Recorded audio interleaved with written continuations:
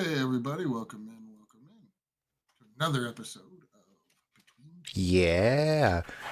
Welcome everyone. Welcome to Between Two Towers. I am Eweezy. And I'm Executive Pirate. Excellent. Guys, thank you so much for joining us. I know it's late here on the East Coast, but by golly gosh, this time has been working so far so good. We're to keep riding with it. We appreciate you guys being here. Pirate, what are we going to talk about today? I think we're talking about Saturday morning cartoons, right? We sure It's are. either, I was going to say, it's either that or my scab collection, but nobody wants to hear about that. I tell you what, speaking of those, I got a nice big one on my leg. I walked right into something Dude, at work and ooh, it made such a scab. put it in the envelope. You know the one I sent you. Yes, that's right. Thank God you put postage on it. I can't afford that shit. Oh, man. See, you pay for the big box, and it's all good. That's right. That's right. That's right. Both my chat and your chat. Hello, guys. Thank you so much for joining us. Indeed, today we're going to be talking about Saturday morning cartoons. And I'll tell you what, this one was fun to research, I have to say. I learned a couple things. I feel a little enlightened. And I'm not going to lie, a couple of things made me not upset, but I sure did have feelings. What about you, sir? How was looking this one up for you? Not going to lie, big nostalgia.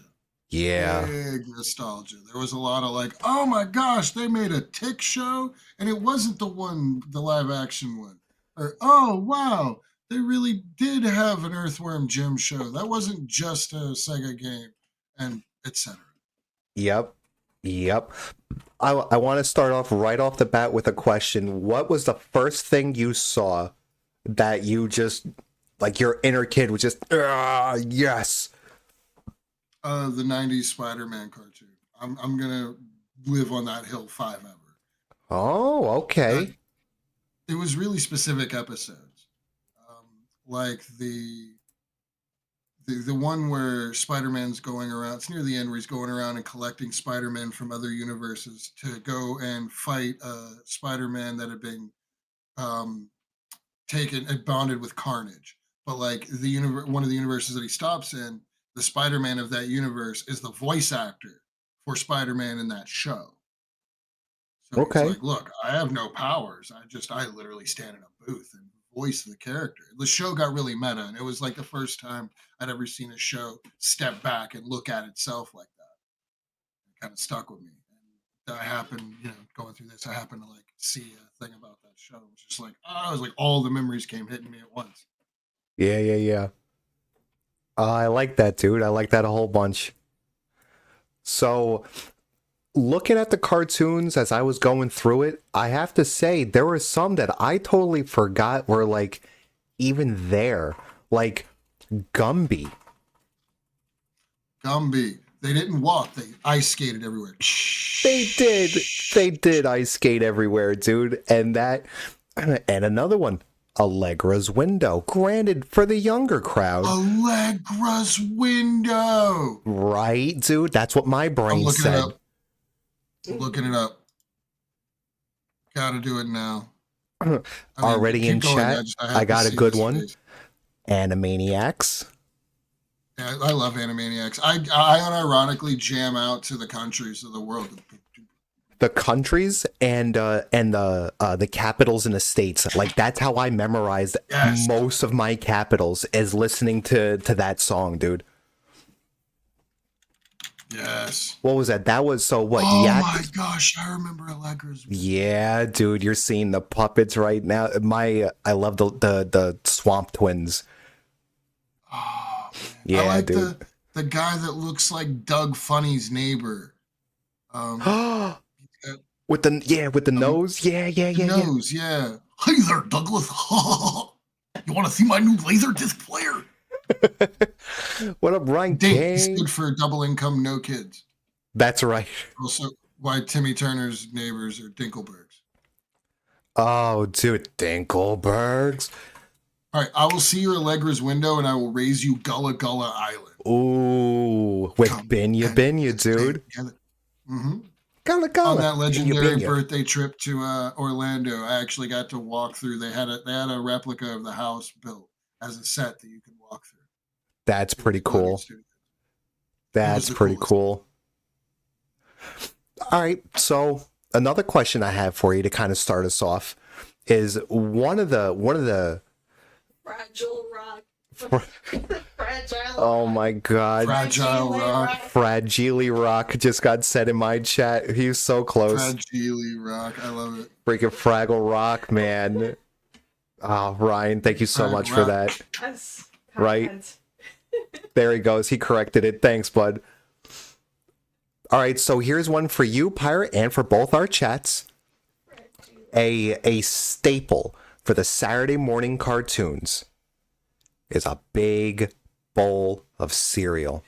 Tell me, sir, what was your go-to cereal? All right. See, my cereal consumption as a child was separated into two areas.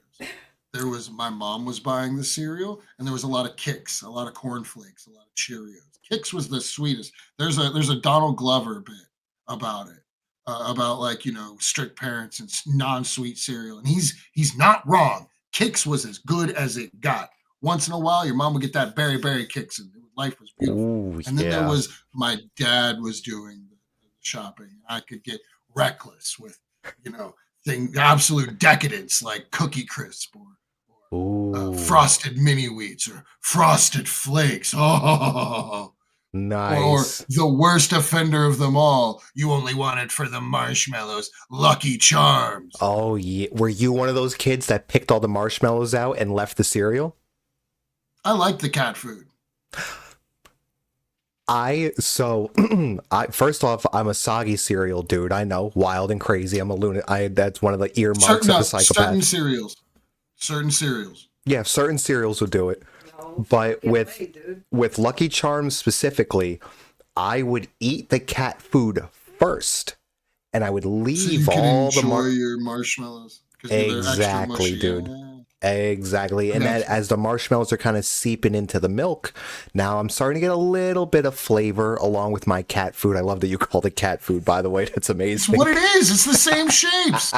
It's the same shapes. It is. Fuck, dude. Now that you say it out loud, it is the same shapes. Time for a little drinky poo. It's the Cheers, same General. shapes. I bet you it's like the same mold. So, Like, all right, get the kibbles and bits out and put the kids' kibble in. yeah.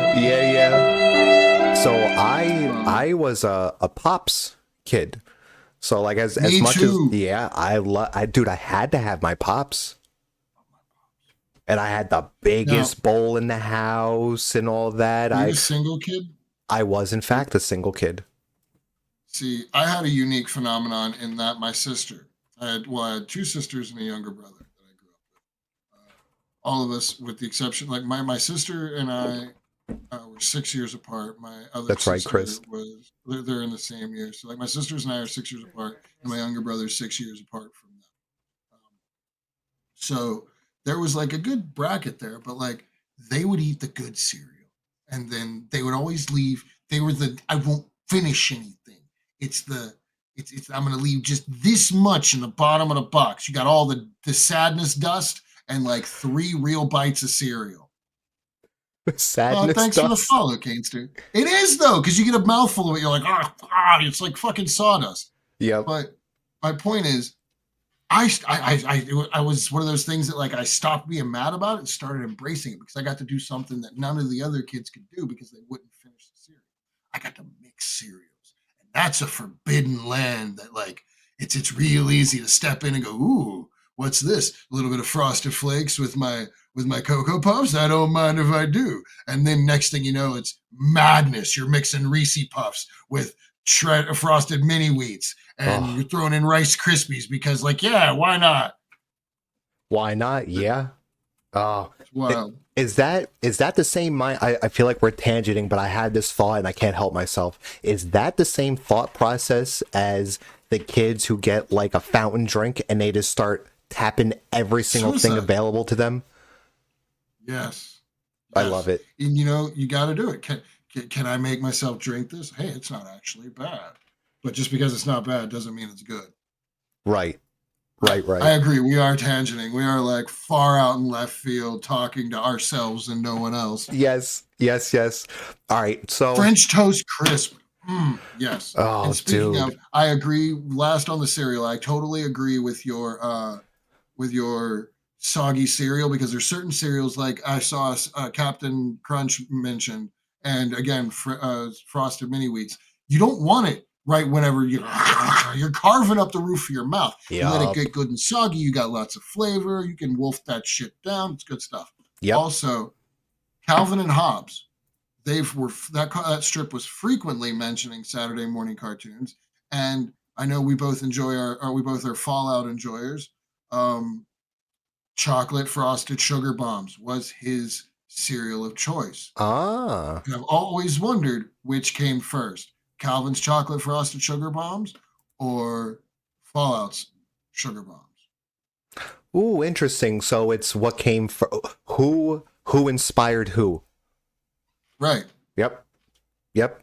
That's I'm willing to good. believe it's Calvin and Hobbes, but I have never looked it up because I would prefer to just have my beliefs. There are some things that should just stay as like local lore, right? I agree. Okay. I agree. Peanut butter crunch, you heathen. Yeah. It's like peanut butter M&Ms. Just go get a spoon of Jif. Yeah, at that point, right? Okay, so I want to start with so we found some infographics each, and I apologize to both chats that we still haven't figured our lives out too much with how we can both share the same thing. We'll get there eventually, but I figured we're going to do a little bit of back and forth in here. So I would like to start.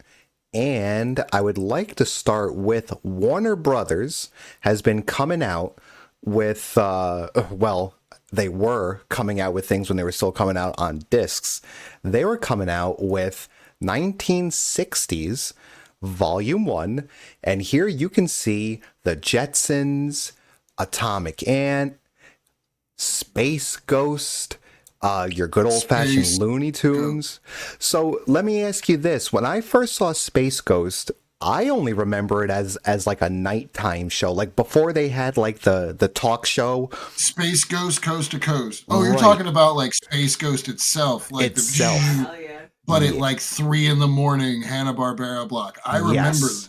So With the little ooze looking people that looked like an amoeba, but they were a solid color. They like Oobleck, I think it was yeah, called. yeah, and they had the rhino that shooted like the little rock out of its like Yeah, nose the piece. rhino that shot lasers. Yeah, Yes, dude. the coolest thing ever. And Yeah. Gigantor,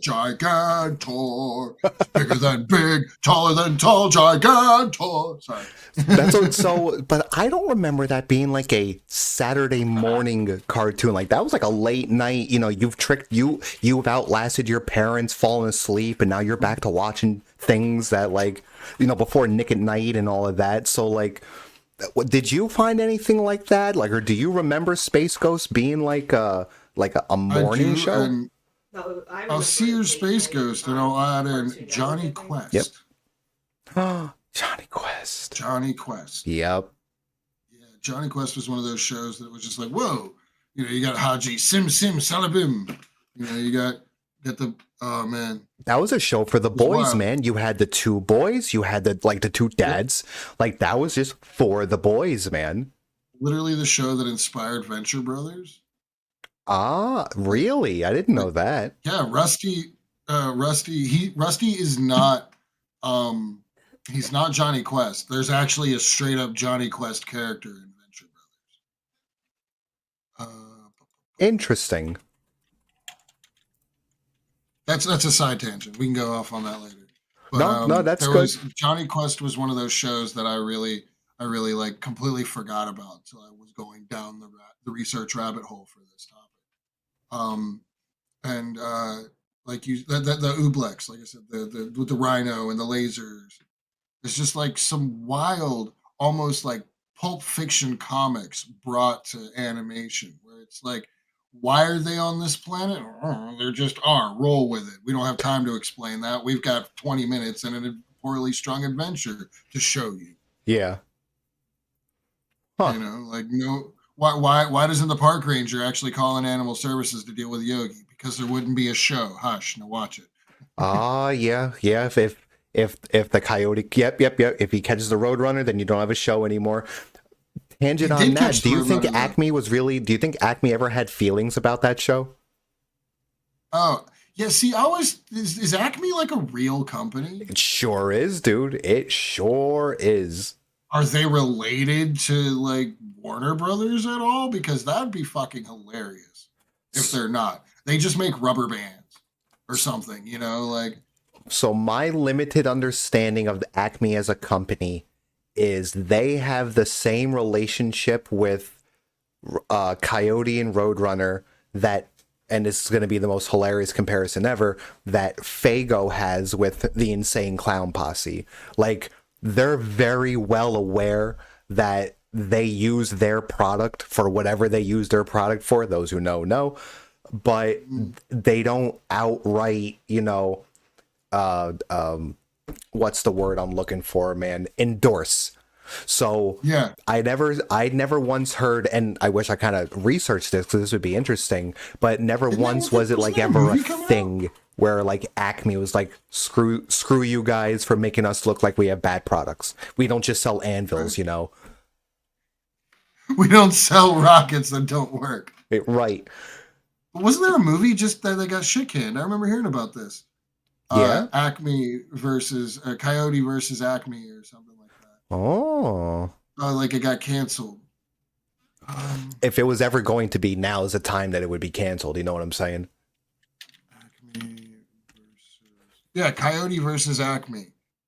It's an American live-action animated legal comedy film directed by Dave Green and written by Sammy Birch, James Gunn, and Jeremy Slater. The film is based on the 1990 magazine article of the same published by The New Yorker, which involves character Wile E. Coyote and the Acme corporations from the Looney Tunes.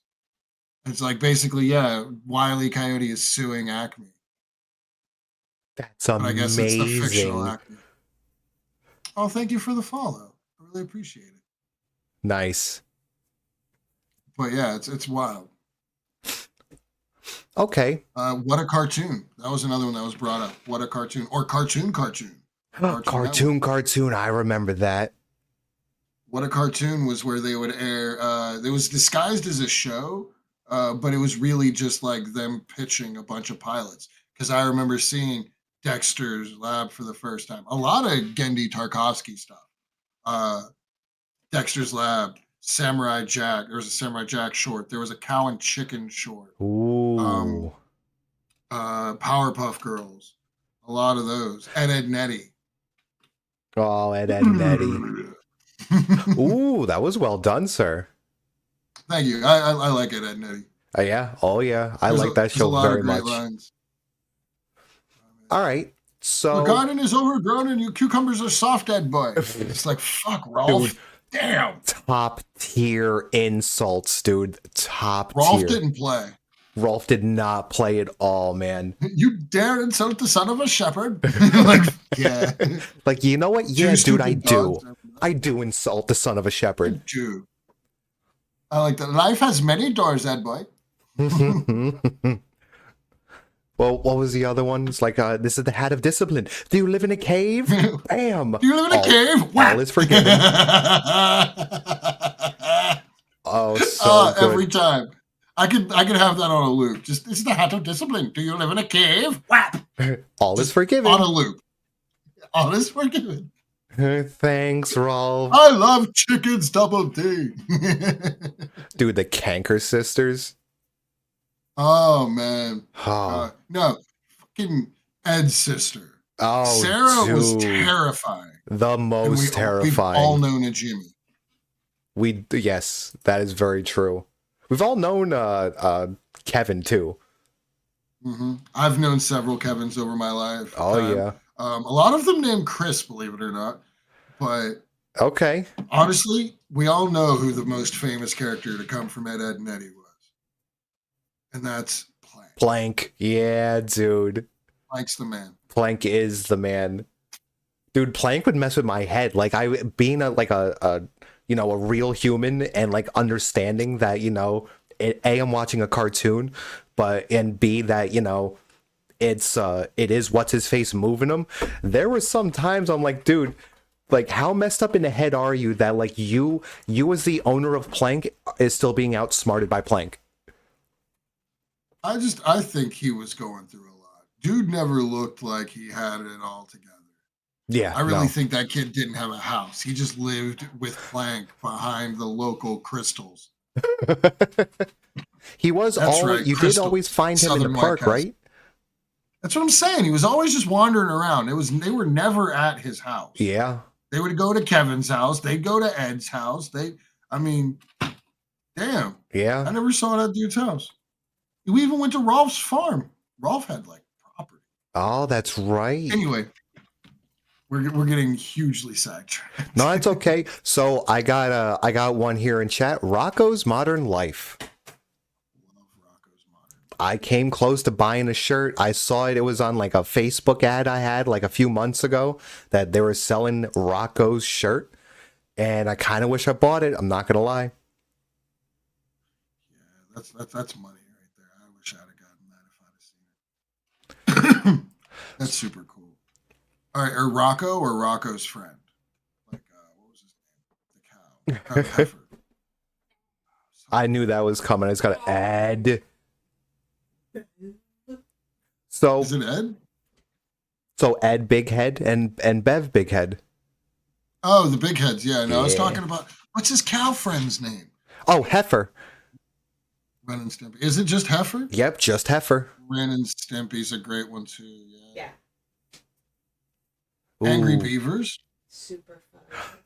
Dude, Angry Beavers, the Bunny and I still quote that to the ooh, and Spoot. Spoot. Yep, we call each other Spoot. Give me my mallet. Give me my mallet. Give me my mallet. Give me my mallet. Yep. Ren and Stimpy was great too. I quote log all the time. It's big, it's heavy as wood. Like anytime somebody says log, I'm immediately following it with it's big, it's heavy, it's wood. Dude, it's better than bad. It's good.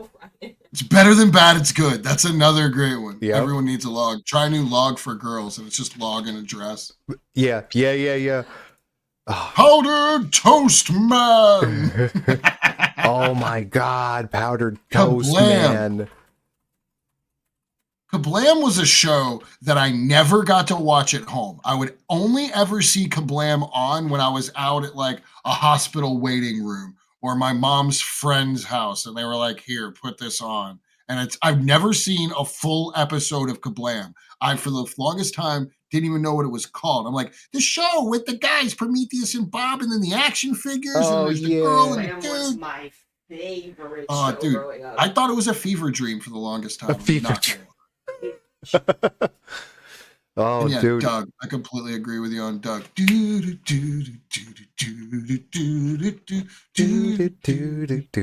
man. Yeah, man. Oh, That is man. literally like when I'm fucking around doing something, and I have like just background music in my head. 99% of the time, it's that. Oh man. So, Yeah. as it's been pointed out to me, along with the many tangents that we take, we're not really in Saturday morning cartoon land anymore. So, No, we're just in cartoon. we're just in cartoon land. So, really quick, I know you have some infographics as well, but there's quite a few that I found. But I want to look at lineups specifically, and I know we were aiming for 1996. So, Yes, the one that we I picked the found Saturday. was Nickelodeon's.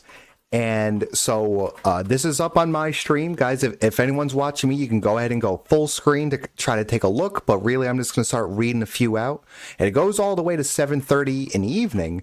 But I wanted to start in the morning with Flipper, Bullwinkle's Moose-a-Rama. Kind of don't remember that one. Nickelodeon Wienerville,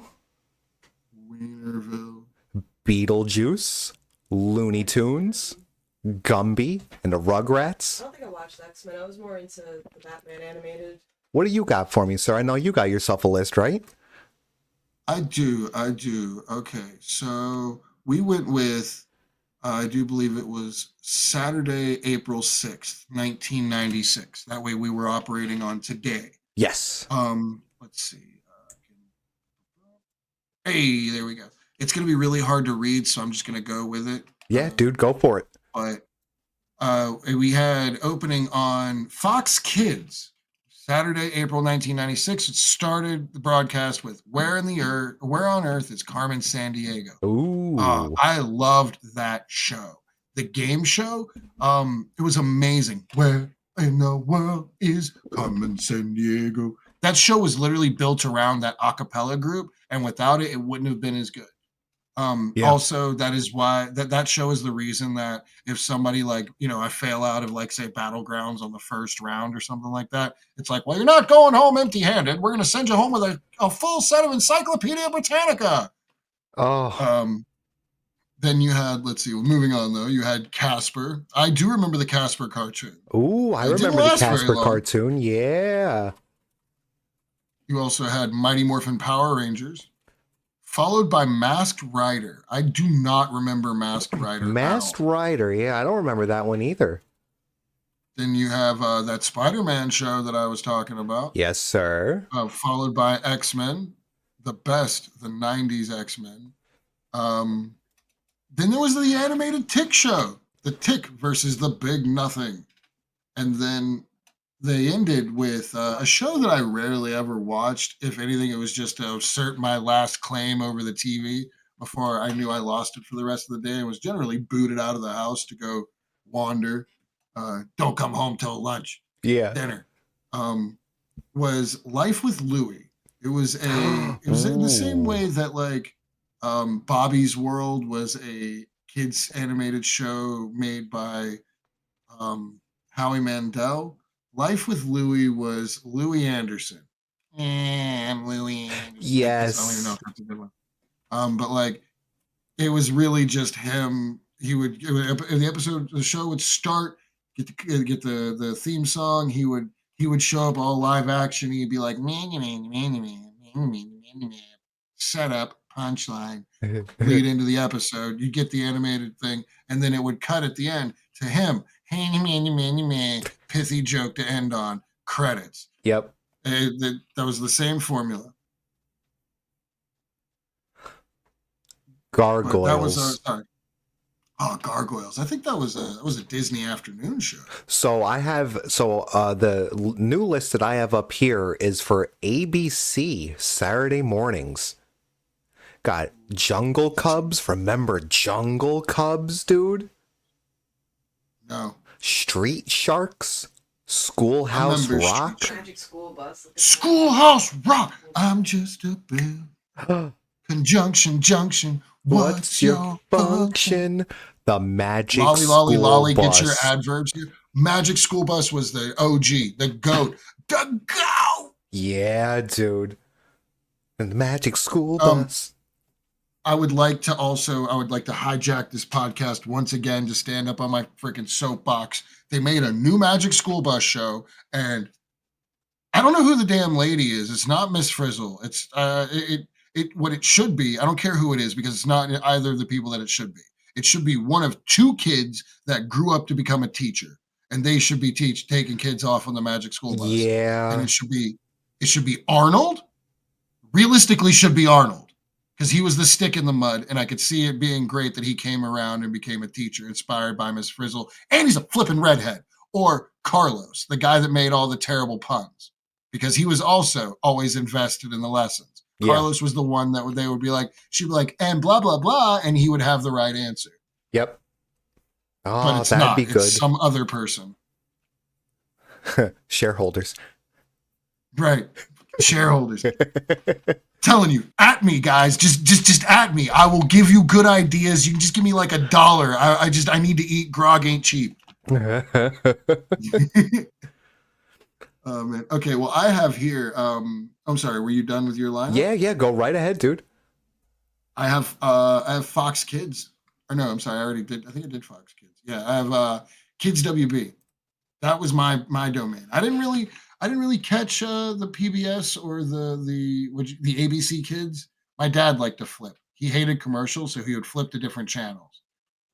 But I was a Kids WB and a Fox Kids guy, and we had they were really finding themselves still in 1996 because I don't remember a lot of these being Saturday morning specials before, like, the big heavy hitters like Pokemon and whatnot came out and Right. really set the landscape.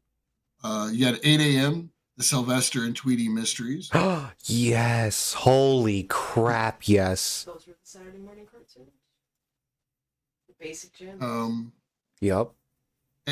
From 8:30 to 9, or 8:30 and 9. This is a full hour special.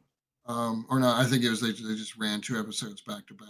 Animaniacs, Yep. The Deuce is Wild, Don't Tread on Us, Super Buttons, Chairman of the Board, Wacko's New Cookie. Like they tell us all the episodes too. This is wild. Then 9:30 a.m. Pinky and the Brain, Pinky and the and Brain. Napoleon Brain Apart was the episode. Holy Um, crap. I like that you found that exact list of episodes. That's pretty good, dude. 10 a.m. Freakazoid. Freakazoid. What do I quote something from him to this day. If I'm not back in 15 minutes, keep waiting. Keep waiting. Dude, I love it. that slayed me at like 10 years old, dude. That had me dying. I have one for you. Hold on. You're not getting feet pics, but I'll show the tattoos. If you look right here, Freakazoid. It's my Freakazoid tattoo. You have a Freakazoid tattoo. Yep. I don't know if you can. I don't know. It might be too hard to see. It's right there. Oh, let's see. Let's see. Oh, there it is. There it is. I see. Oh, I see it. Oh, that's dedication to the cause, trying dude. To show my damn foot. I have a whole bunch of silly ass tattoos, but yeah, I loved Freakazoid, and this was so early in the game for Saturday morning cartoons. They didn't even have, they didn't even go to full noon. They didn't run the gamut. They quit. They clocked out early at 10:30 a.m. My parents weren't even up yet with Earthworm Jim. I vaguely remembered the Earthworm Jim show. That just gave me. So it's on none of my lists, but you know what that just made me think of? Maya the Bee. Anyone remember Maya the Bee? Oh, dude, there was an episode where they had they were interacting with a worm. Yeah. Holy crap, man. So I want to touch on something here. Since you're doing WB Kids, I too have a infographic for that. I have it up now. But you pointed out something really big, is that there's kind of like not two versions, but maybe two different generations of, because in my list I have X-Men Evolution, I have Static Shock, Teen Titans, specifically What's New Scooby-Doo. What's New Scooby-Doo was not on back then. No way. Yeah, dude. So this might be a redo. I don't think, like, that's what I'm saying is I think WB Kids has like a very distinct line between like the list that you just gave and then the one that I have, because I also have Pokemon and Yu-Gi-Oh on here, Jackie Chan Adventures, Men in Black, I quote the that series. one all the time. One more thing. Yep. Oh man. Yeah, dude. Yeah, Jackie Chan Adventures was my shit. Bad day, bad day, bad day, bad day, bad day. Ain't that some shit, dude? That was good stuff. Good stuff. Yeah. See, because again, you had Pokemon and you had Digimon. Like Pokemon, I think was on Kids WB, and Digimon, I think was on Fox Kids. But I could be wrong. I think you're right. They were not on the same network because, you know, the Mons. Yeah. But then, oh man, let's backpedal a little bit here. I do remember the Zeta Project, and oh man, you mentioned X-Men Evolution. Yes. X-Men Evolution is I will put as the second best X-Men show, like X-Men property period, that I've watched. Okay, tell me more. It was weird. They did some weird age stuff where like certain characters were aged down and others were aged up, and it was just kind of like awkward as a whole. But they really did hit it. They nailed like an entire vibe that, to be honest, I don't see too many other X-Men properties going for. Usually they keep like, Logan's almost always just old as fuck because it's Logan. Yeah, But yeah. Dude, it's like usually you've the got the de core. facto dad. Right, right. They didn't do what the movies did, where it was like they had the core group, like Storm and Cyclops and all them are grown. They're full on adults. No, Right.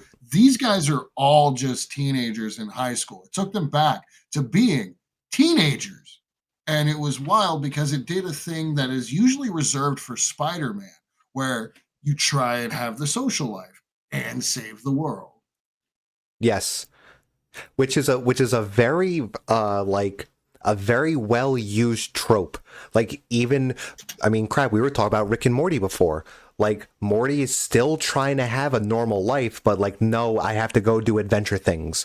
Ooh, Batman Beyond. My Chris just said here in chat, like Terry still goes to school, but he's freaking Batman. Like what's He's Bat. Batman doing going to school? So like I feel like that trope is like huge, and like would you consider that just like a successful trope? I feel like Spider-Man does it best, to be honest.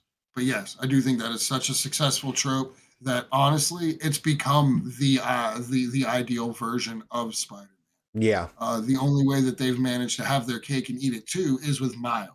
You can have the wizened, world weary, beaten down Peter and the oh my gosh, I've got chemistry homework and I'm fighting the Green Goblin in Miles. Yep.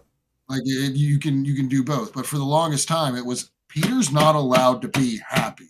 Yeah. Marvel loves kicking the shit out of Spider-Man so much they made another one, and then they like doing that so much they made an entire Spider-Verse Yep. just so they can have more Spider-Man to torture. Yeah. Um, Speaking of which, we also have I was brought up Monster Rancher. Wraith Angel here brought that up on Fox Wow. Kids. I remember that. Mochi and Suezo. Suezo. He kind of sounded like Kuwabara from Yu Yu Hakusho. You're meshy. Ugh. Oh, dude, that was a really good voice, by the way. I Thank saw you. it as you said Look, it. you're meshy. Here's another good Man. one. Tiny Toons. Oh, Tiny Toon Adventures. One of my favorite gags. Someone that is actually I caught later in Boondocks. It's the um, Bab and Buster Bunny, no relation. I Yes. love it. And then Yes. later on, you have Uncle Ruckus, no relation, just because his name is Uncle. Yep. But like just following that up, it was gold. I loved it because they always did it. Not only that, but there was an incredibly flippin' hard uh, platformer for the Super Nintendo for that was made from Tiny Toons Adventures. That literally my sisters and I devoted an entire weekend to beating this game. It was wild. It's one of the hardest games I ever beat. Sorry, side tangent. Love it. Yes, love No, me some love Tiny it. Toons Adventures because it wasn't just Babs and Buster Bunny that were great for that. You also had the several really good bits, like the I love him and I'm gonna feed him and I'm gonna pet him and walk him and me and Yep. George. Yep. That Ducky go down the hole. You go Oh, down the hole. Oh my gosh. It was Yep. anything. Go down the hole. It Yep. doesn't matter what it is. Go down the Go down hole. the You just say whatever hole. it is. Go down Yeah, the dude. hole. Yep. Yep. So Elmira. The Weenie Burger ooh, commercial. Yeah.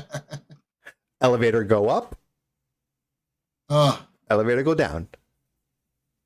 was that also the one that had the show that had the shaggy dog with the baby that was always getting into shit and he had to like save the baby, or was that Animaniac? Because we're getting some bleed over here. Because I almost said Slappy Squirrel, but I remembered that was Animaniacs as Oh, I'm remembering what you're talking about, but I don't remember the well. I think exact that was show. Animaniac. So Slappy Squirrel though. I Shout got out to him. I got a couple here in my chat, and maybe you can help me out here. So we got the Snorks. I vaguely remember the Snorks. Snorks. Yes. I remember the Snorks. I got Paw Paw Bears. Paw Paw Bears. Hold on. Hold on. You might have Paw Paw Bears. Let's see what you got for Oh me. shit! Yeah, I remember this. Again, Hanna-Barbera. Hanna-Barbera, like What a huge figure of the time. Yep, I see it right there. Wow, dude. Yep. 1985 to 1986. Wow. Yeah, this is one of those you were up way too late. Yep. Oh man, this has got Wacky Races vibes.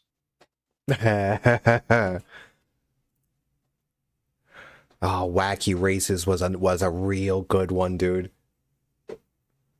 Is that my wife who said that? You're up too late. That's funny. Yep. Okay, Yes, since we're Wraith, it talking about was. since we're talking about this, how about uh the not only Scooby Doo but that era of Scooby Doo where like Red Shirt Shaggy movies, where it's just like Scooby and Shaggy, like And that was it, Shaggy's right? It rich was uncle just the two of them. Beauregard. Yeah, rich Uncle Beauregard dies and leaves him a mansion out in the fucking Yes. bayou. Um, Scrappy was in that too, wasn't he? I think Scrappy was in that. There's a third member, and it's either if it's not Scrappy, it's Daphne. Was it Because Daphne or Daphne was in the Velma? Wacky Races ones. Velma was almost never in those, and neither was Fred. They were both, I guess, too busy. I don't know. But But yeah, like the Wacky Daphne? Races Huh. ones where they took over, like because there was a whole couple movies where flipping Shaggy was a werewolf. Yes. Uh, Again, Wacky Races. They did a crossover with that, or whenever he was working at that school for monster kids. Like all of the big, Warner Oh Universal monsters yeah. had the kids. I think Aw. Monster High is a show that's out now or like around now or whatever. I see it referenced all the time. Yep. Um, And but it's it's those that kids comes like from that. grown, right? Yeah. Dick Dastardly and Muttley. Oh, dude, Muttley. Yeah. Nice Muttley laugh, dude. Fucking love Muttley. He was great. But oh, dude, those were good.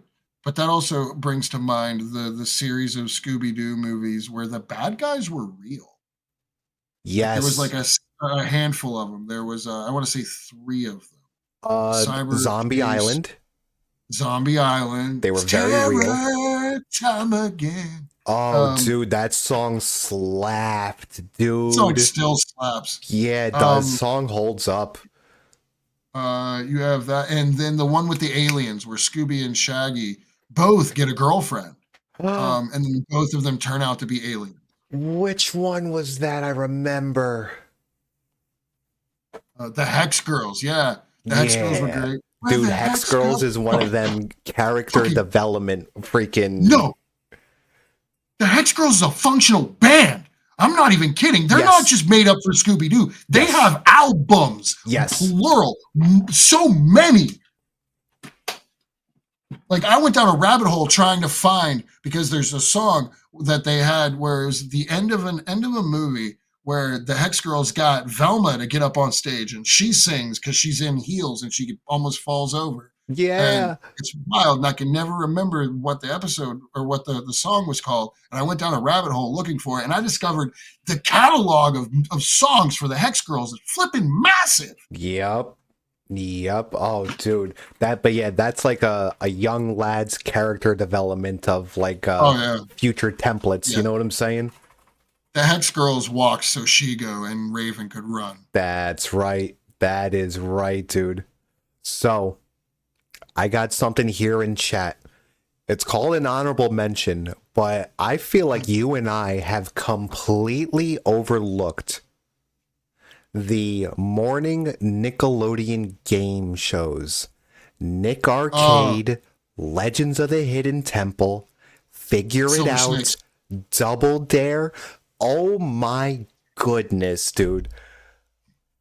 The Guts, one with the Global arcade games that Guts. nobody played. Yeah. Guts. To this day, like if I make millions and I have like, play money and I could go out and just buy stupid shit, the very first thing I'm doing is buying a piece of the flipping aggro crack. I'm going to track down Yeah. somebody that won. I'm going to be like, here, I'll pay off your parents' mortgage. Give me your flipping aggro crack piece. And that is Dude. going in my house. Yeah, man. Every kid wanted a chunk of the aggro crag, dude. Everybody.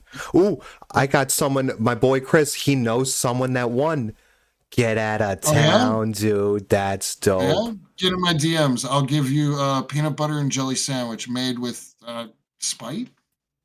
Ooh, with Spite. I feel like that's going to be a good flavor. Ooh, we got a A little name. spicy, Old like boy's about mustard. to get Facebook messaged.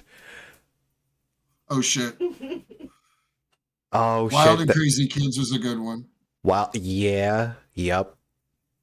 I liked Legends of the Hidden Temple because not only did you have a game show, but you actually had a history lesson. Yes. Yes, you did. I always wanted a pendant. Always wanted one of those Me freaking too. pendants, dude. I will never forget. I was having like one of those disagreements. I wouldn't say it was an argument by definition, but we weren't like man, fuck you, no, fuck you. We was more of like a I don't agree, and here's my point. We were going back and forth. My missus and I walking into a convenience store, really not paying attention to what we're doing on autopilot. We were going to go buy a pack of smokes each because we still smoked at the time. Yep. And I saw this, I had a corner of my eye, I see this person in green walk past me, and I stop and turn and I go, "Excuse me."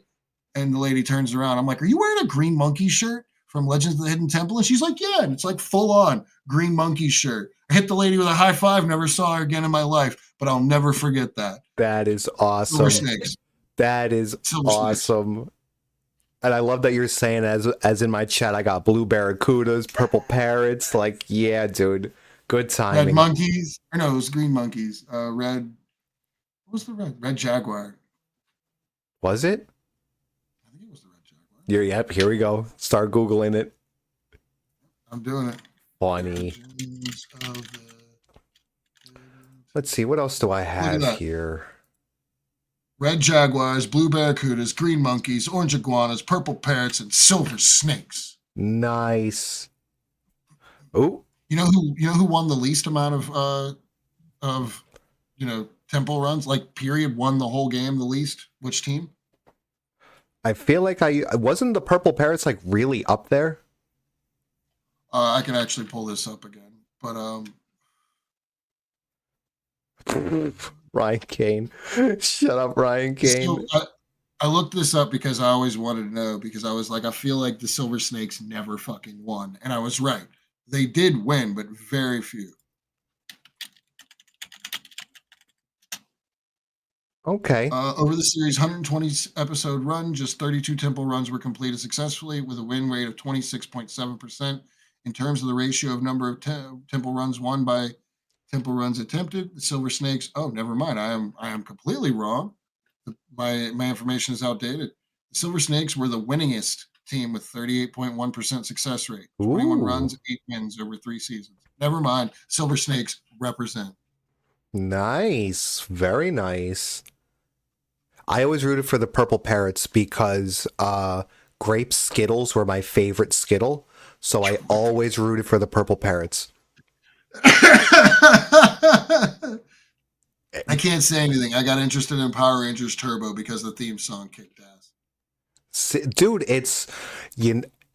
marketing is a weird thing, man. Marketing is a really weird thing. People try obtuse shit because this little aspect of whatever caught their attention. Yeah, Oh, you're I not love wrong. that. Your To answer your question, the Purple Parrots made it to the Temple Run 11 times, with only 3 ending with them successfully completing it. Oh, the Shrine of the Silver Monkey. That ended every run. That shit was so hard. And I'm sitting there like, just turn it over. I remember being a kid and like screaming at the TV at these kids, man. Like, why are you this dumb? As an adult, I choke on the most random things. I'll be playing Magic and I'll have game on board. Like all I have to do is attack you and you're dead and you're looking at me like you see it, right? You see it, right? And I just go pass the turn. And so, yeah, as an And they adult, just shake their head and kick your ass. Yep. yeah, oh yeah. So as an adult, I can see like these what 10-year-old kids just choking on the 3-piece puzzle while an entire studio audience is watching you, dude. With the, as Right. someone in my chat put it, the sexual harassment dudes all lurking behind doors and in spooky corners and shit. Dude, we're sitting there shoveling fucking Doritos into our face, sucking down a Capri Sun in one gulp, like, just turn it over. Meanwhile, yeah, they're sitting there with a literal ticking clock. Their entire other teammates sitting there staring up at them. They're 2 stories off the ground. Yeah. There's everybody and literally their mom in the audience. Yeah. And like you said, Mr. fucking Touchy Fingers Temple Guard waiting on the other side of every single door. Yep, dude, you have half a pendant. You're hoping to find the other half. Yeah. And you know what? I'd have gotten disqualified because I'd have thrown some hands at the Temple Guards. We'd be getting RKO'd into that foam pit. We're going back to the beginning, buddy. Just whoosh! Yep, dude, whatever like random hieroglyphic door they pop out of, I'd be kicking that door right back closed, dude. Yep. I got the head of the monkey right here. Oh man. All right. So you said you had sad news. I want to hear your sad news. I had that I love the transition because while doing all of this research and looking up really, really cool stuff, there were things that like kind of made me sad. And so I want to quote a little bit from an article that I found, What Happened to Saturday Morning Cartoons? So, the advent of technology in the 1990s knocked Saturday morning cartoons to the ground.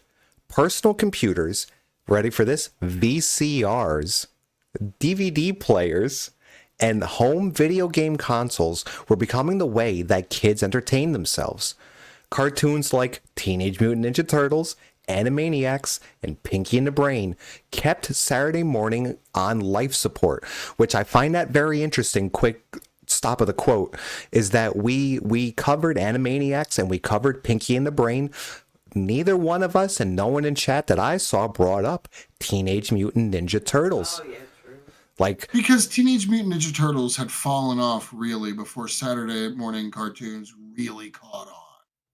I think by the time Saturday morning cartoons were really starting to be a thing, which I, with zero knowledge of it, I'm going to say mid-90s, 94, 93, 95. okay. I feel like that's when you were getting your Dimension X and the flying cars and the Technodrome and whatnot. You really didn't have the turtles in the sewers fighting Shredder as often. Right. It was its own thing at that point.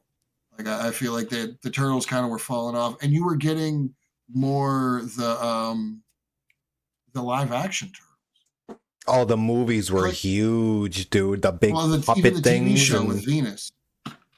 Oh, that's right. Yeah. The one that did the crossover. I feel like Ninja Turtles was not necessarily a Saturday morning cartoon, as it was a after school cartoon, like Darkwing Duck and your Tailspin. Chip and Dale. Chip and Dale. Rescue Rangers. Yeah, Rescue Rangers, Chip dude. and Dale.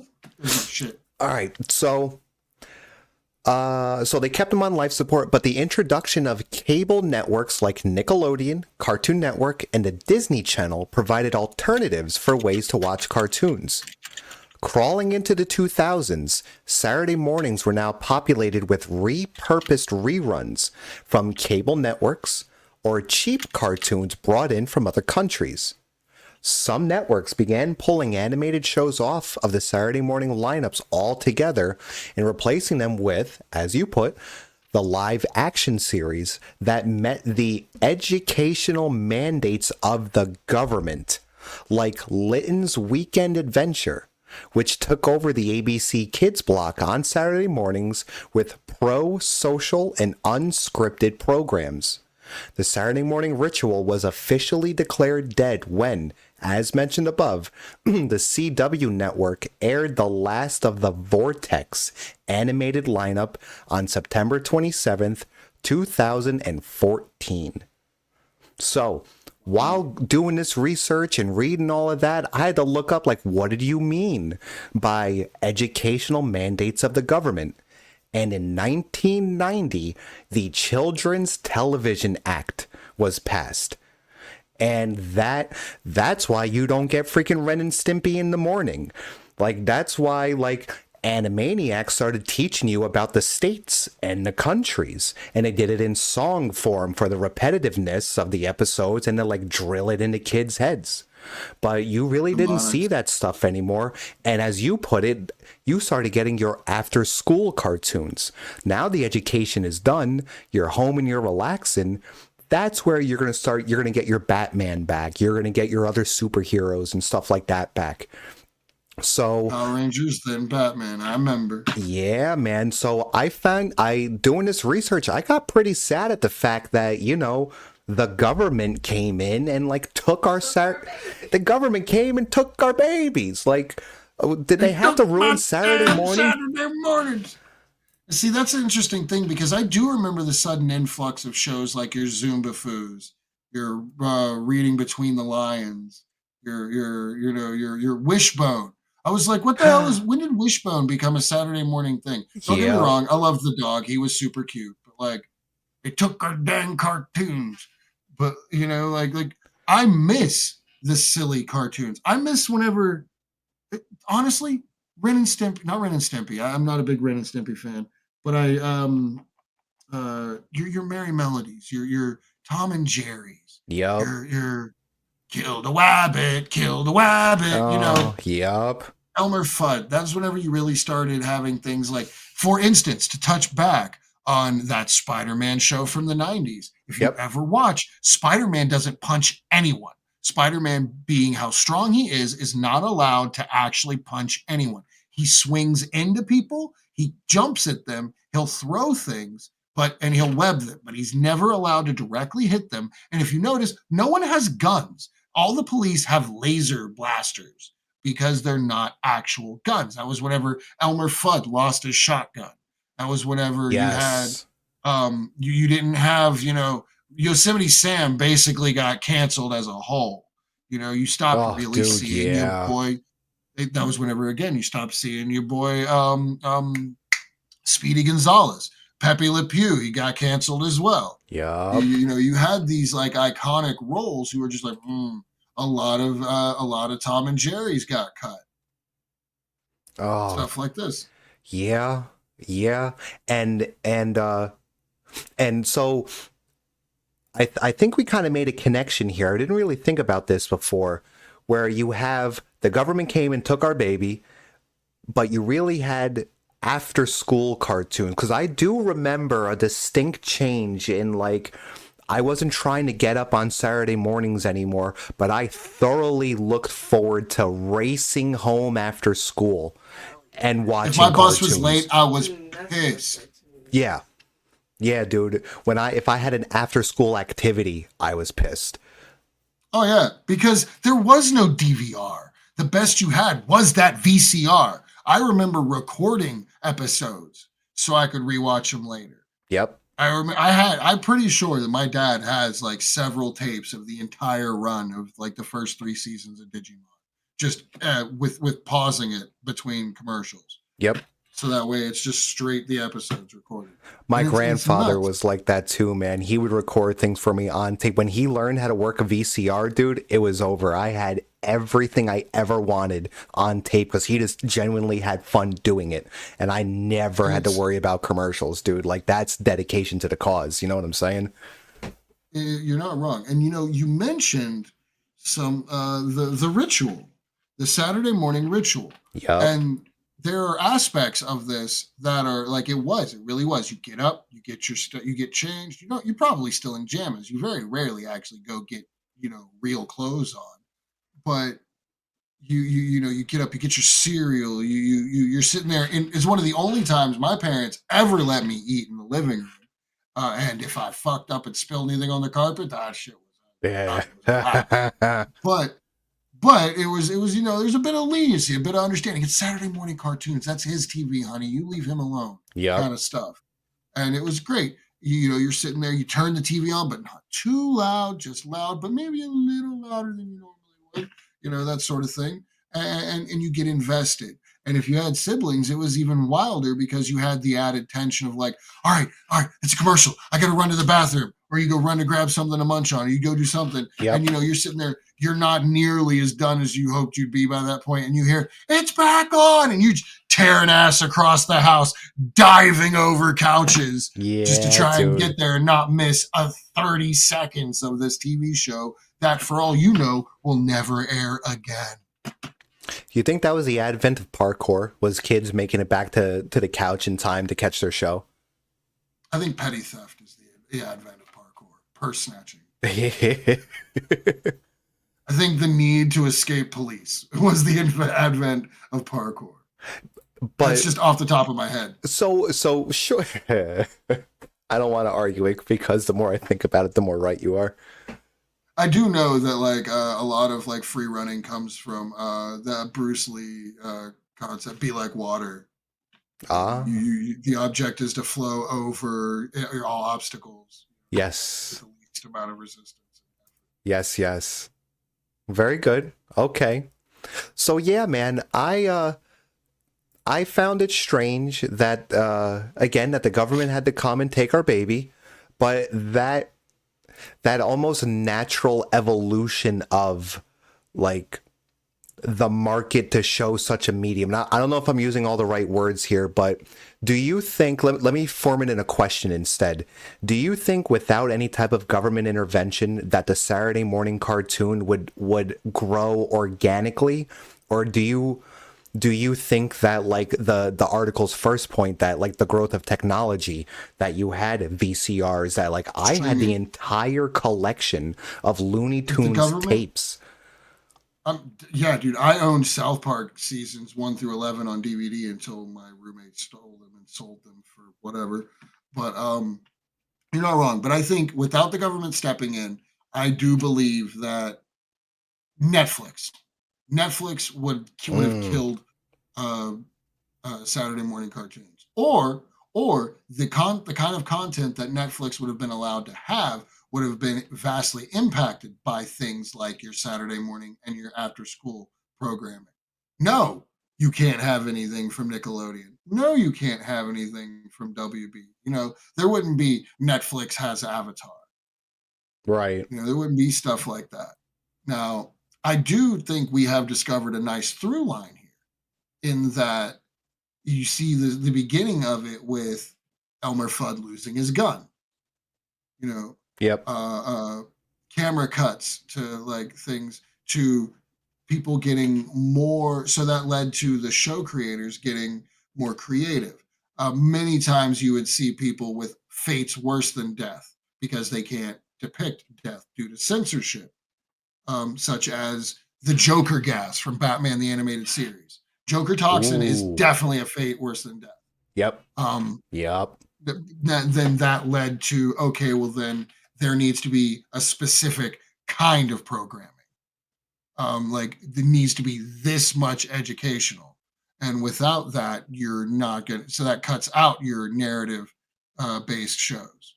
That cuts out your sketch comedy shows. That cuts out your shows that are primarily bits. And that leaves in your things like Where in the World is Carmen Sandiego? Hysteria.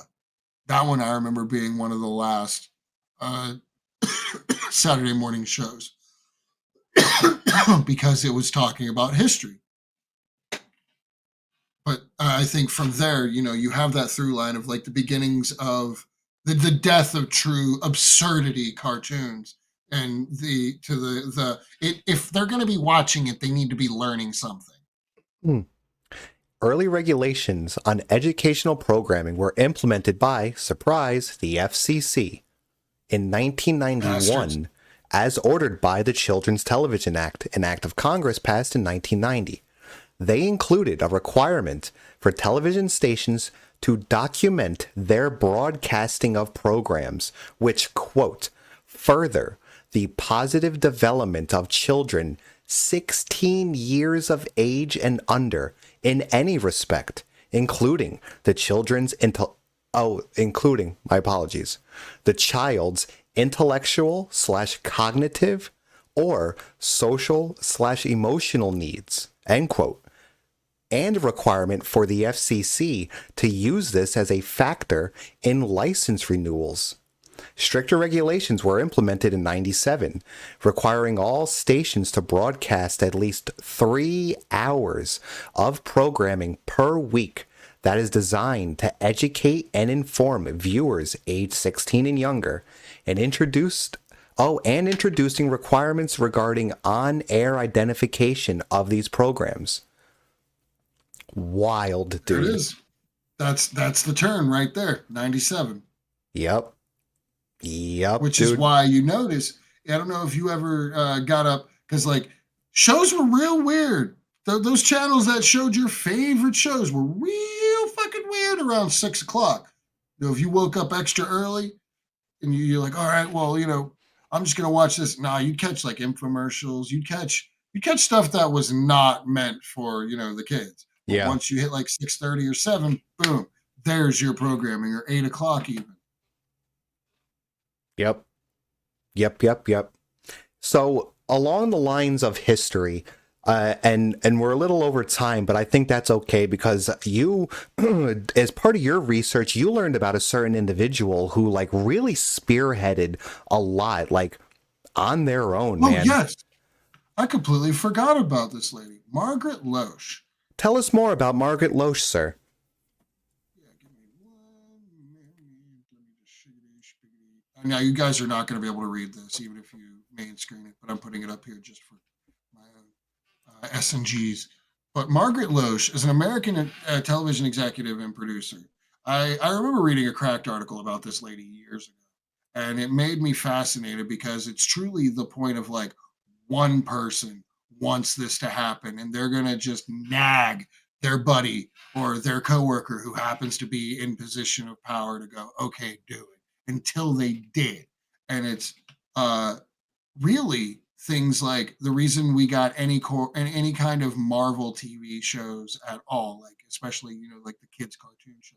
Margaret Loesch is the one behind your X-Men, and when X-Men really that show took off and people really started to enjoy it, that opened up the mindset of like, okay, maybe we can start building entire blocks of content, entire sections of our broadcast day around these kids. Maybe we can get them out of off the street and on their couch watching things um, like your X-Men, your Spider-Man, your Power Rangers. She worked for Saban. She worked for Hasbro. Um, she actually she ran Fox Kids from 1990 to 1997. Oh, Those wow. very influential years. Yeah, those are huge For years. exactly for most of 1998, she was the president of the Jim Henson Television Group. Your Muppet Babies. You're the Muppet Show. Oh, Um, you got you got things such as like your Sesame Street, which I never really was sure if Jim Henson Studios was behind Sesame Street or if that was truly a PBS thing. But hmm. that's neither here nor there. My point is this lady was really, without her, we wouldn't have Saturday morning cartoons as a whole. She was the one that really spearheaded it in the same way as a few episodes back we were talking about movies, and I brought up the point that without Steven Spielberg literally going between Warner Brothers and Disney to make um, Who Framed Roger Rabbit happen, and we wouldn't have had the Disney Renaissance because Who Framed Roger Rabbit was the first animated feature in a long time to really make money, and it made these animation studios go, hold on, we might be able to do this again. It Yeah. really, like, without that, we wouldn't have had the Disney Renaissance. We would not have had your Lion Kings, your Aladdins, your Little Mermaids, your Beauty and the Beasts. These would never have happened. And in the same way that Steven Spielberg brought you your Disney childhood, Margaret Loesch brought you your Saturday mornings. That's huge, man. That's really, really huge. I imagine, well, I would try to imagine, like, what do you think the roadblocks were for her to like really drive all of that, man, because you got the government coming in trying to take her baby. You got the growth of technology. You have, as you pointed out, you have studios trying to like capitalize on capitalism. So, do you think learning what you did that like everything was coming from like a genuine place, like she was trying to like keep a ship steered in a sea of nonsense? I mean, kind of like, okay, she had them working on the X-Men, like the first few episodes of X-Men before it was approved. I mean, she was the head of in the 80s. She was the head of Marvel. I didn't even notice that until I was like really looking at it. Wow. It says right here. Uh, In 1979, she moved to Hanna-Barbera Productions as vice president for children's programming, moving up to executive vice president. And then in 1984, she joined Marvel Productions as president and chief executive officer.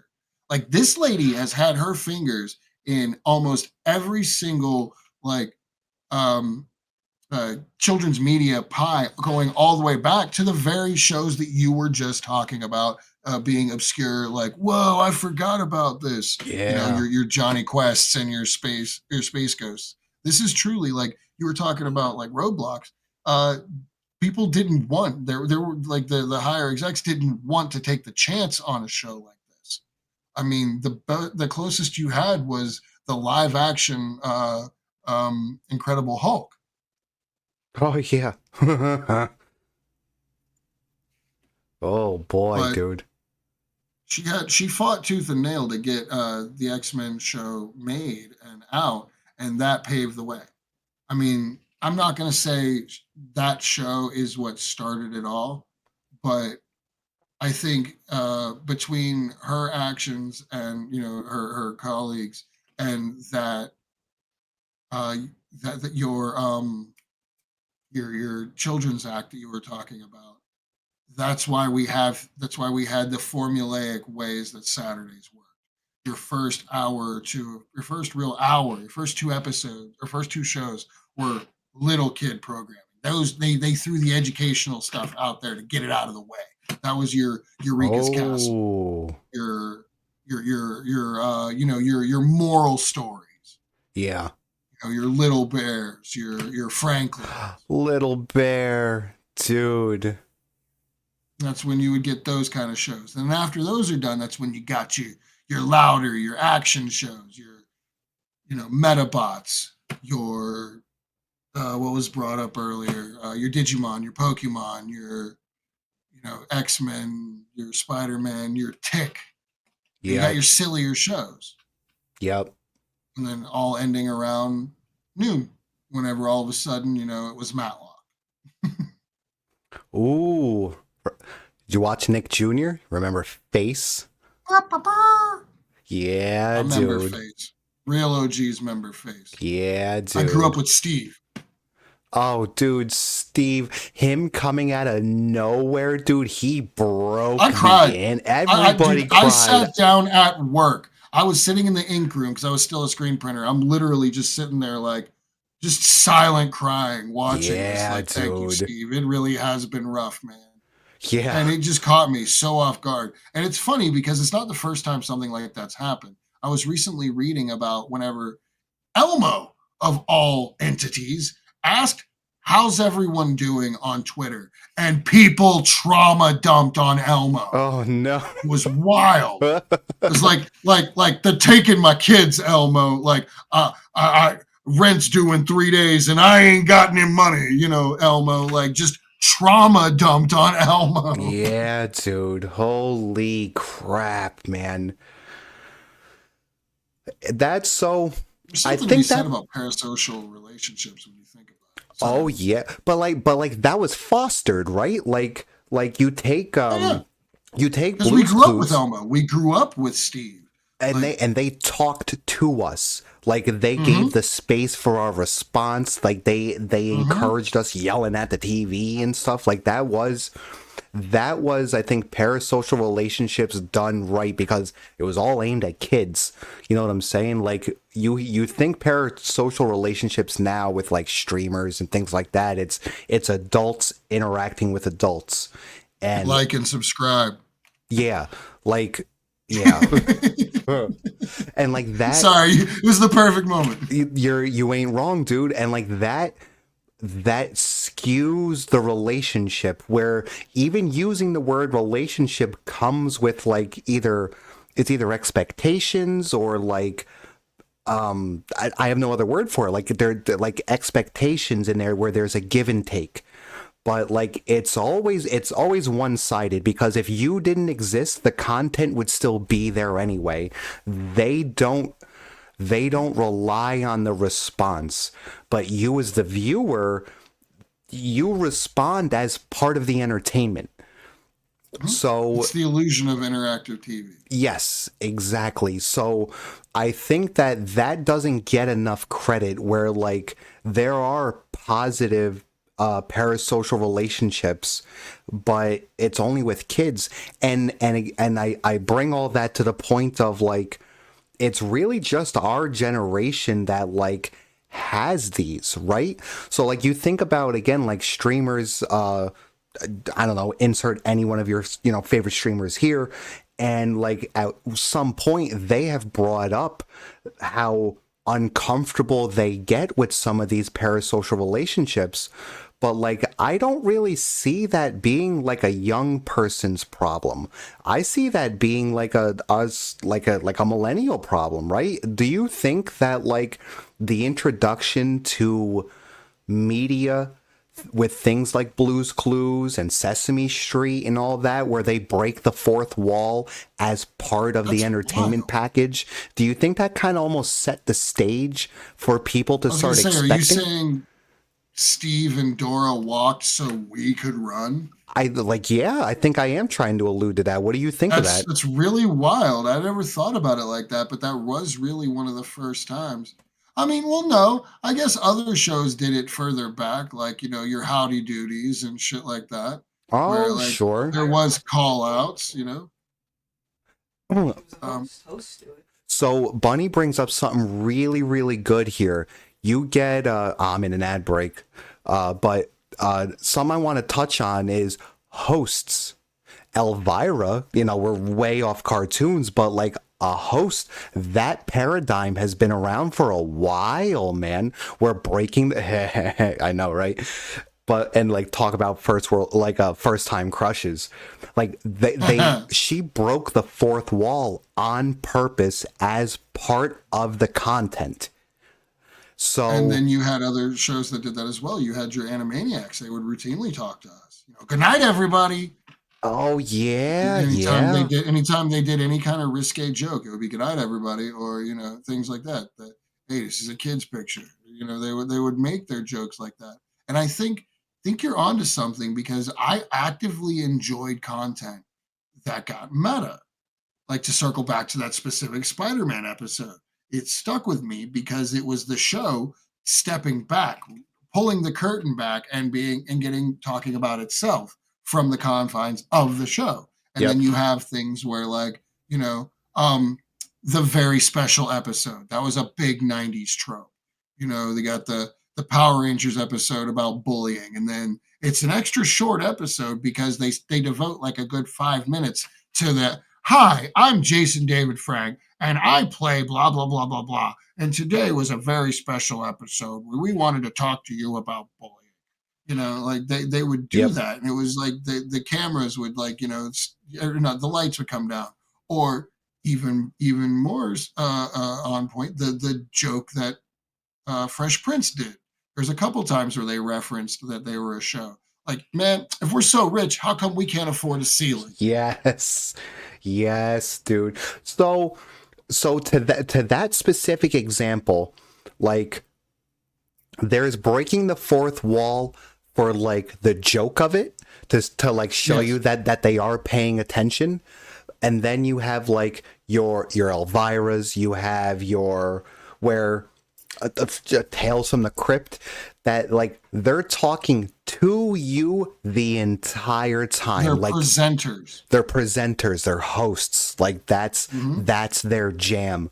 But I want to say, like, with those, they don't, and maybe it's because then I they feel were like they fall into the same category because there's no story being right. Right. It's not like a hey, well, maybe it is kind of like a hey, come on me with this adventure, but it's still a one-sided conversation. Like you got Yeah, it's we're Steve. going on this adventure together. It's not Yes. like, it's not like I'm gonna tell you a story and then it cuts to like a play. Like they're not like they're effectively a narrator. Yes. Yes, whereas you got like Steve, like he's stopping what he's doing to ask you something. He waits for Right. your answer and goes, "Oh, okay, I'm going to go through this door or I'm going to look out that window. I'm going to pick up this item." Steve doesn't know what the clues add up to. You and him are on this journey together. Yes. Dora doesn't know where the fuck she's going. She doesn't just get there. I mean, you and Dora go on the adventure together. Yep. Wishbone doesn't just go through the story. He doesn't just be like, and that's the Three Musketeers. No, you go through the story with him. Yep. Shout out Wishbone. That was a good shout out. That was good. I like how you slid Wishbone in there. So I think that those are all like the real beginning of like parasocial relationship building. That's wild. I never thought about that. Yeah, dude. Like, and it's all aimed at kids. It was all for our generation. Your 80s kids, like your 80s born Lamb kids. Chop. Oh, rim shot. Oh man. No, lamb chop. Oh yeah. Yep. Lamb. Yep. That's what I'm saying, man. Like, so now you have all these 30-somethings who go into like your Asmongold streams, and they're waiting to be interacted with. It's not just take me on the adventure with you and I'll be in a back seat just hanging out. It's like, no, dude, recognize me. I want to push the button and make you do something. Yes. Acknowledge my existence. Yes. And I think that's really big. It's funny because we're the generation that was raised by our TV. Yep. We were talked to, like we were there, man. Like our input mattered. Like I think that's another big part, is that not only were you talking to me, but like what I said mattered to you, Steve, Elmo, Wishbone. Like you need me here. I am part of the show. Yeah, I think that's an interesting. Oh, hey, welcome in. Yeah, the Zumba Foods. Yep. Bear in the Big Blue House. All of those. I made it a point to like look at the camera and be like, "Come on, da da da da." Yep. That's crazy. Yeah. Oh, I think I'm on to something here, man. That's gonna be. I think you are. I'm gonna start researching this. This might be our part 2 if we continue on. Yeah, dude. Oh yeah, the psychological implications on millennials. I like the through line here. We start off with Skyrim, then we go to what was the last one? Trading card games. A little more varied. Now we're on to like Saturday morning cartoons, a more broad topic, and then the 4th episode, early children's programming and the implications on parasocial constructs in today's society. And it's just like, what you want to? Was there like a book I missed? You got a synopsis on how we got here? There are 3.5. That's one hell of a left turn, right? Nah, dude, I need a director's cut of episode 2. What's going on? Yep. Nah, you missed all those episodes. They'll be on our Patreon. It doesn't exist. Yes, our Patreon that doesn't exist. Oh shit! Definitely down for that. Holy crap! I think that about covers it, my friend. I agree. I think so. We got to talk about. I'll tell you this entire conversation has tickled my brain with all the nostalgia, dude. I can feel the carpet I was sitting on. I could smell the couch I was leaning against. I can hear the spoon in the bowl of cereal that I'm crunching on. I'm not gonna lie. I'm literally gonna go add a bunch of like old school theme songs to my playlist. Bananas in Pajamas, Big Comfy Couch, Power Rangers in Space. I'm gonna DuckTales. find that live action. Yeah, exactly. I'm gonna go find that live action Ninja Turtles show. I want to find what that theme song sounds like because I can't imagine it. I can't hear it, and usually I'm good for that sort of thing.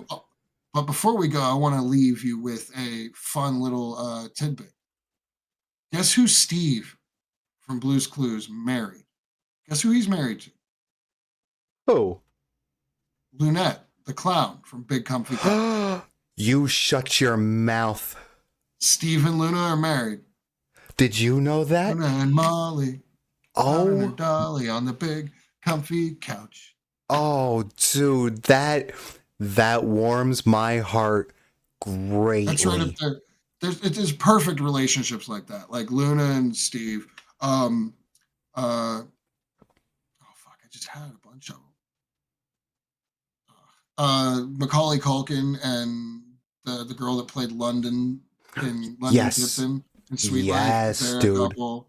I They're was so perfect. happy to see that when he came out of the shadows. It's like, look, I'm okay again, Yeah. dude. That was awesome to see, man.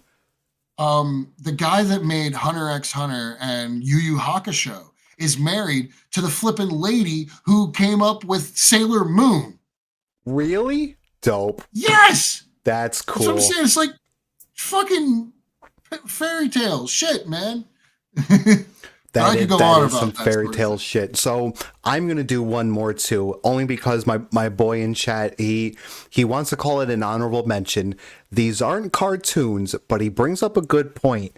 Your stay at home shows, like if you didn't go to school that Oh, day, so he brings up Recess, so so recess is a good one. I'll give you that. Sabrina, the cartoon one. Old boy brings up Jerry Springer and The Price is Right. And Mm, dude, mm. like that hits me right in the single digit age, man. Like I remember Mad watching TV. that wheel spin and Jerry, like why on earth were we watching that shit, dude? Oh, dude, because there was nothing on for us. But our moms was like, look, you're sick. Stay in bed. Just watch TV. Just lay on the Yep. couch and don't puke on anything. No, exactly. Oh, Oh, man. But you know what? To this day, I would love to just spin that wheel because I'm telling you, they would have to take a couple commercial breaks. That bitch. right. Y'all might want to go do something. Go Yep. talk to Pat Sajak. Dude, that's some I vaguely remember one episode that had a big dude and he spun that thing so hard, man. There and then there's always They like the cut to little commercial. people that would be like meh. And it The little old lady that you're like, she stands on tiptoe and gets it to move 7 freaking squares. And yep. it's just like she almost died doing that. She almost Good for died. you, honey. Her heart's beating faster than it's beaten 30 years. Somebody Yep. go hold that old lady up. The guy that spun it super fast, they immediately cut to commercial so Bob Barker could kick the shit out of Yeah, he's him. like, don't do that to my wheel, dude. I told you not to do that. We practiced this and you did it before and we yelled at We you for it. practiced this. I love it. Oh. Uh, Yeah, dude, I think we've covered it all. I think we covered more and then some, and I think we're on to something. I think we're starting to crack a little bit of our own code, man. I agree. I agree. Is there anything else you want to say before we're signing off from this one? Buy gold. Send me all of your money. Like seriously, just send it to me. Just I don't care if it's in real life or on Moonguard. You can hit me up there. No, I'm just kidding. So I play World of Warcraft, and I play this, and I play that. Just send me all of Yeah, your yeah. in-game currency. I promise to Send put it to good use. in-game currency, out-of-game currency. I don't promise to put it to good use. I'm going to spend it all on hookers and I don't know, I just night promised to elves. put it to use. We're going to Goldfire, baby. the only promise we make is that we're going to put it to use. Yes, there will certainly be a use. Absolutely. Well, with that said, guys, thank you so much for joining us for episode 3. It sounds like we know what episode 4 is going to be, so stay tuned. This video will, of course, be going up on YouTube. I'll be working on that tomorrow. Pirate, I'll let you know how that goes. We'll share it together. Groovy. Yeah, I think we have to wait 24 hours before we can put it up. Yep. So, yeah, I think we're good here. Mr. Pirate, it's a pleasure. Never a chore, sir. Good to see you, buddy. I look forward to our next one. Yep, same here. Guys, chats, and both, you Night, all have a everybody. good night. Good night. Bye. All right.